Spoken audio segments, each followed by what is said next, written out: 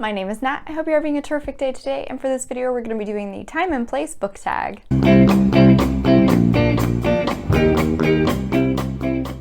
This tag focuses on a specific time or place you associate to a certain book, and I have 5 different books I'm going to be going over for this. I'm pretty excited to do this tag just because I am definitely one of those people who associate certain moments to music or movies or books. So this tag was created by Jen Campbell, and I will be putting a link to that in the description down below. But I was tagged by Charlotte at Coiny Reads, and you can check out that lovely lady in the cards up above. Because I have a ton of people to tag, I am just going to be listing all of those and linking them all in the description down below. So if you're interested, check and see if I tagged you. First up, I have Children of Blood and Bone by Tomi Adeyemi. This is a YA fantasy that has roots in Western African and Yoruba culture. This is set in Orisha, and while the world once had magic, it has since been eradicated. However, new artifacts, that's the word, have been found, and if someone who was supposed to have magic, a magi, interact with the artifacts, they actually get their magic back. We follow 3 different point of views: Zeli, Amari, and Anan. Amari and Anan are the children of the king who has eradicated magic, while Zeli was the daughter of a reaper, magi specializing in death and life. After Zeli interacts with Amari, she accidentally ends up getting her powers back and becomes determined to bring magic back to her world and defeat the king. This was a really cool book that is a story we've seen before, but in a totally different culture and with a new mythology that was really interesting. I first got this book after finding Booktube, actually. I heard this mentioned in multiple videos and I thought it was a very cool idea, so I ran to Barnes & Noble and got it, and y'all, like, I mean, this cover is beautiful, but the actual book cover is just gorgeous. It's so pretty. Shortly after I started this, I actually ended up going on a vacation with my mom. While she was doing some work stuff, I would basically go down in our hotel, get a Starbucks, sit out next to the river, and just read. It was just one of those beautifully atmospheric moments you dream about that you want when you're reading. It was so fantastic, and I ended up blasting through this book.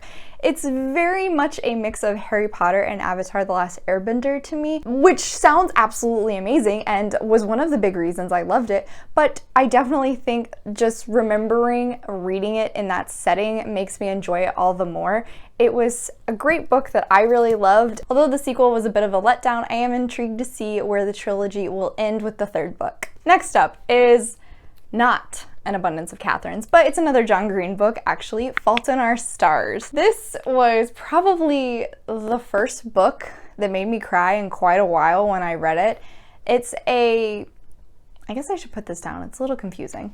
Fault in Our Stars is a sick-lit romance YA, and that's kind of a awkward genre, but you know, it was really popular for a while and I could not fight against the hype. I read it. In this story, we follow 2 teenagers who are both cancer survivors and are starting to fall in love.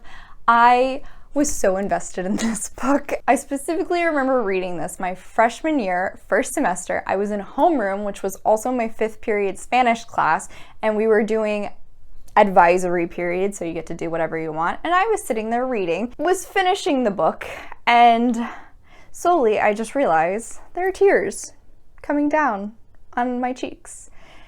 And I'm trying so hard not to draw attention to the fact that I'm crying in the middle of class.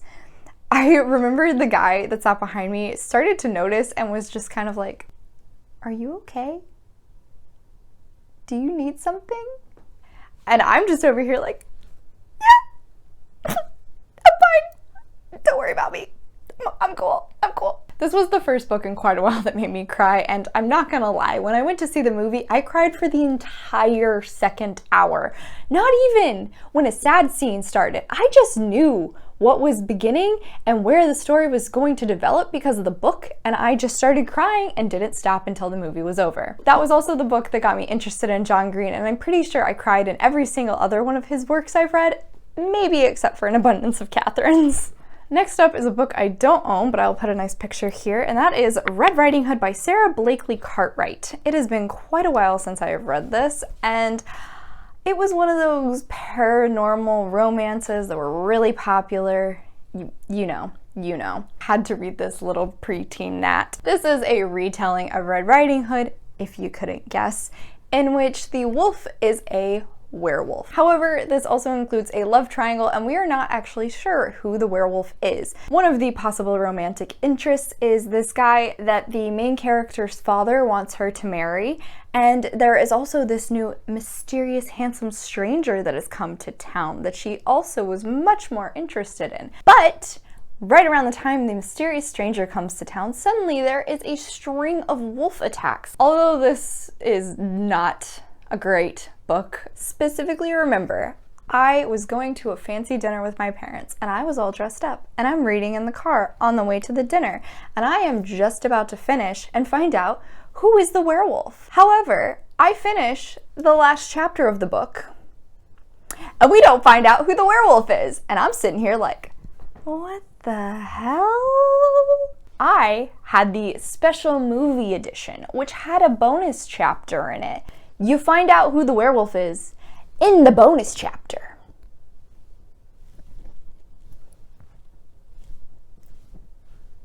Even though I was not one of those people, I was furious in that moment for every person who read this book and didn't have that bonus chapter.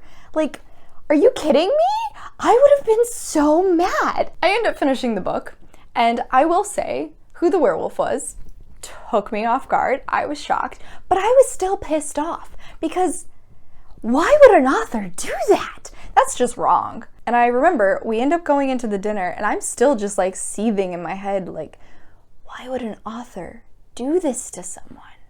That is so just evil. Evil.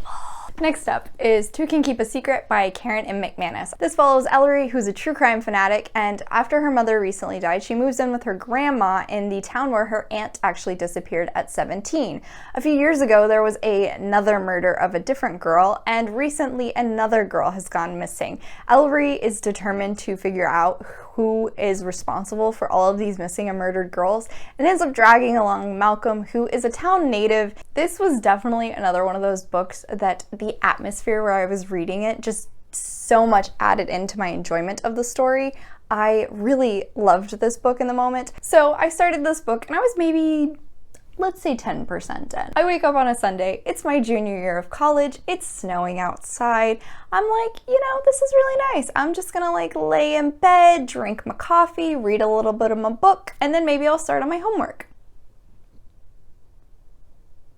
Instead, I read the rest of the book for the entirety of the day, didn't get out of bed. Every time I started a new chapter, I would tell myself, okay, after I finish this one, I'm gonna stop and I'm gonna start on my homework.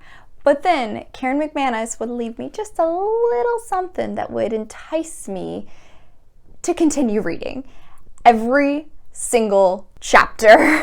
However, as I said, at the same time, it was just so atmospheric with it snowing outside. I had a warm cup in my hands. I'm sitting there reading in bed, and it was so relaxing. Really wish every time I read it could feel like that because it was just so perfect. Didn't feel so perfect the next day when I had to do all of my homework Monday morning before classes. I even remember posting something on my Instagram story akin to, "It's a snowy Sunday. I ain't getting out of this bed," with a photo of the book.